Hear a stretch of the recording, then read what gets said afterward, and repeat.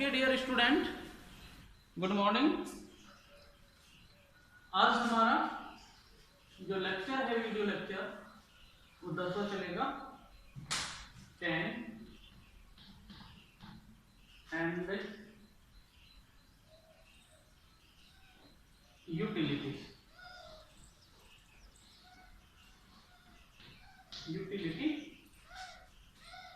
Diminishing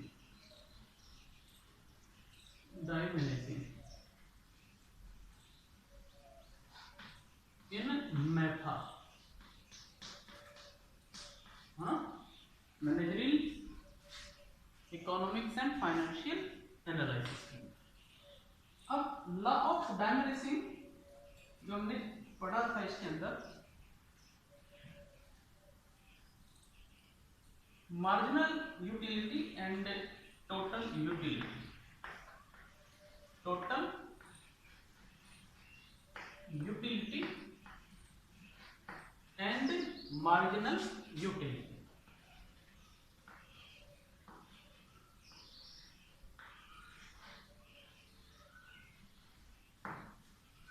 utility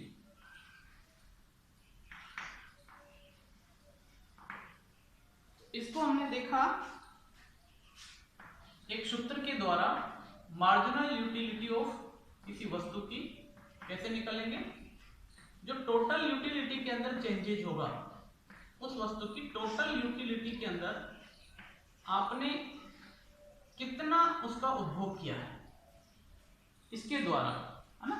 marginal utility of the x कैसे count होगी, total utility of the commodity में जो changes आया है, ये इंक्रीज जो आपने किया है वो परिवर्तन, तथा कितनी वस्तुओं में आपने चेंजेस किया है, कितनी यूनिट्स आपने उस कमोडिटी की ली है, उसके द्वारा हमारी टोटल मार्जिनल यूटिलिटी काउंट होती है। ये मेजरमेंट इसका है। ओके, तो इसको एब्रिविएट करते हैं हम। MU एक्स का मतलब हो गया marginal utility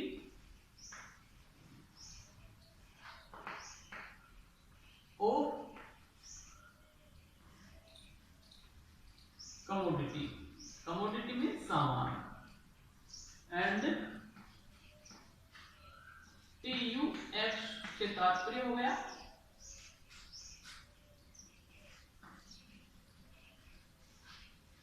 change total utility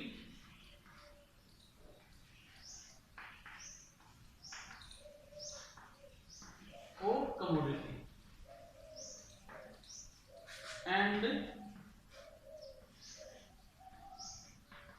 change quantity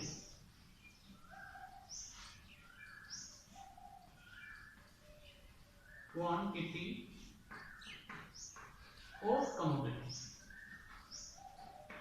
okay, तो इस तरह से हमारी टोटल यूटिलिटी के बदलाव के द्वारा मार्जिनल यूटिलिटी को काउंट किया जाता है और प्राप्त की जा सकती है।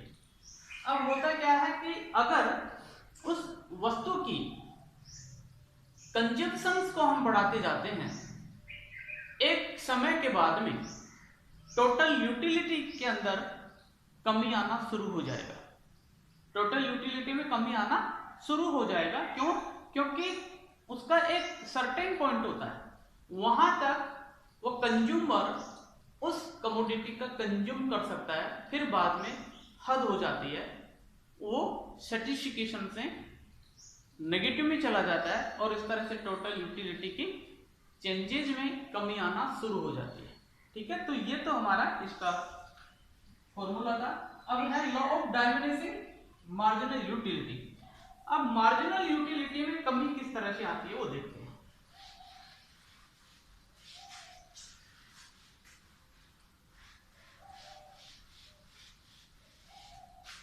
Law of diminishing, law of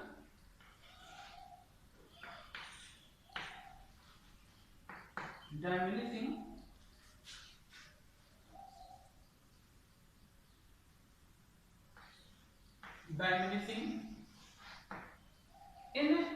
diminishing marginal utility, marginal utility.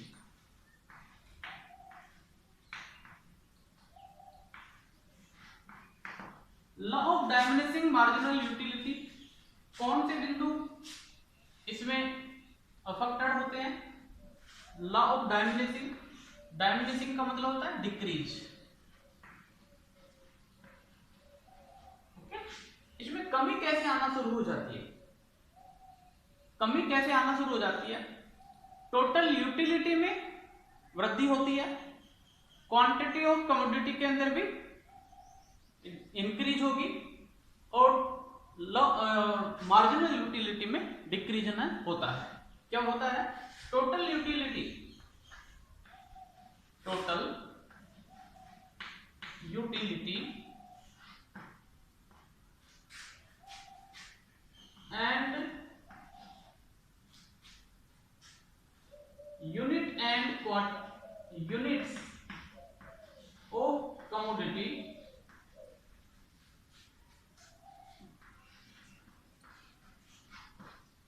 total utility and units of quantity are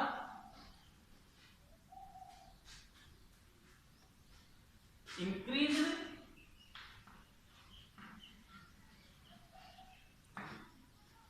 but marginal utility of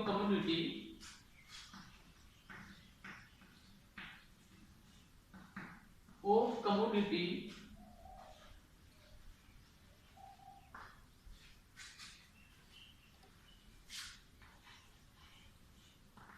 is decreased।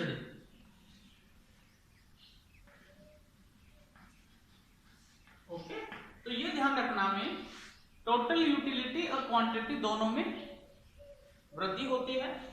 Total utility of commodity and quantity of commodity, both are क्या होगी?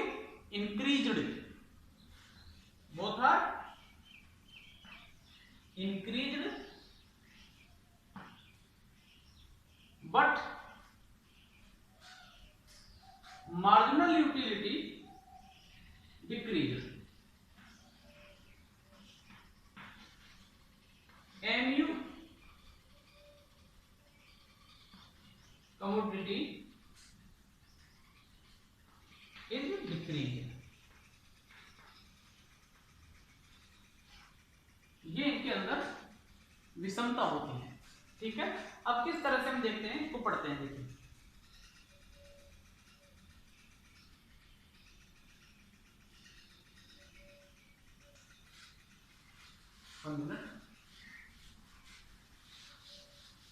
तो जैसे जैसे हम हमारी unit के consumption के अंदर वृद्धि करते जाएंगे, टोटल यूटिलिटी भी बढ़ती जाएगी। हम इस तरह से इसको समझ सकते हैं। नंबर, ओके, इस चार्ट के द्वारा हम इसको समझ सकते हैं। Total utility, total utility TU and marginal utility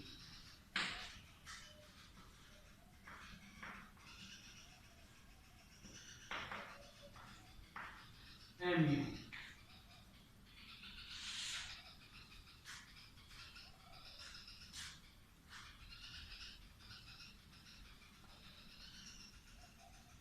number of things,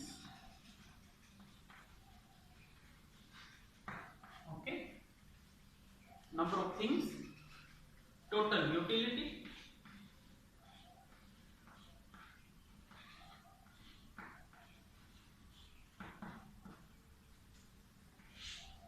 marginal utility,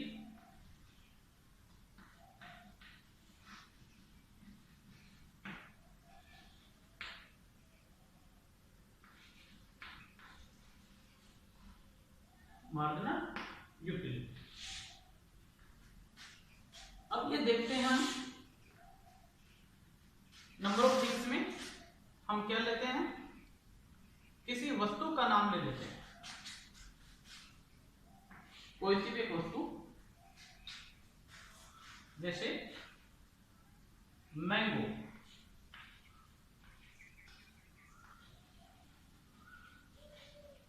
mango हमने लिया, अब इसके मैंगो की जो नंबर है वो हमने बढ़ाई, एक मैंगो हमने यूज किया, कंजम्पशंस किया, है ना। तो टोटल यूटिलिटी क्या होगी इसकी, मान लिया जाए काउंट करते हैं 100 से, दोनों को ही 100 मानते हैं, इनके नंबर मानते हैं 100 यूटिलिटी मिलती है। मार्जिनल यूटिलिटी भी 100 है, फर्स्ट यूनिट हमने यूज की 100 यूटिलिटी मिली। दूसरा मैंगो हमने फिर लिया, ठीक है, हमने नंबर ऑफ यूनिट्स हमने बढ़ाई, तो नंबर ऑफ यूनिट्स हमने बढ़ाई, यहां पर टोटल यूटिलिटी और बढ़ जाएगी, यहां पर इसकी 180 हो जाती है, और यहां पर क्या हो जाएगा 80 हो जाएगा, ठीक है। इन दोनों का काउंट, दोनों को कॉम्बिनेशन टोटल यूटिलिटी होती है, ठीक है, 180, क्योंकि टोटल यूटिलिटी बढ़ेगी, कमोडिटी की यूनिट्स जैसे जैसे इंक्रीज करेंगे वैसे ये भी इंक्रीज होगी, लेकिन मार्जिनल यूटिलिटी डिक्रीज हो जाएगी 100 से, उसको सेटिस्फिकेशन 20% कम हो जाएगी। यहां पर तीसरा हमने फिर उपयोग किया, जब तीसरा उपयोग किया हमने, तो फिर यहां पर फिर बढ़ोतरी हो जाएगी, 20 का इसमें डिफरेंट आता चला जाएगा, जैसे यह हो जाएगी 240, ये बढ़ जाएगी, लेकिन यहां पर कितनी हो जाएगी, यहां पर हो जाएगी 60,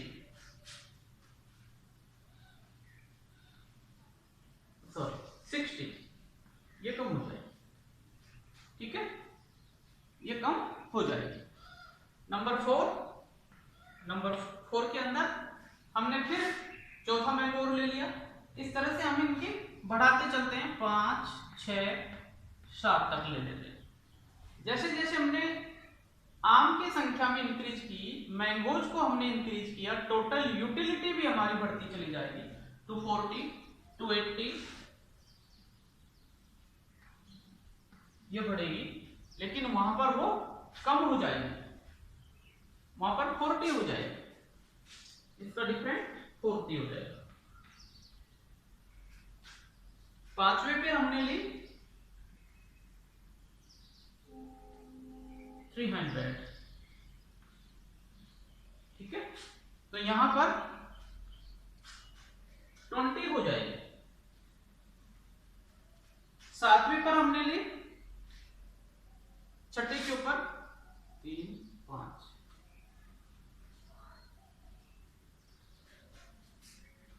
यहां पर भी हमारी 300, क्योंकि टोटल यूटिलिटी यहां पर इंक्रीज होकर के अब एक जगह स्टॉप हो जाएगी, अब इससे ज्यादा नहीं चाहिए, क्योंकि जितनी डिमांड थी वो कंप्लीट हो चुकी है, और यहां पर मार्जिनल यूटिलिटी जो है वो 0 हो जाएगी, ठीक है।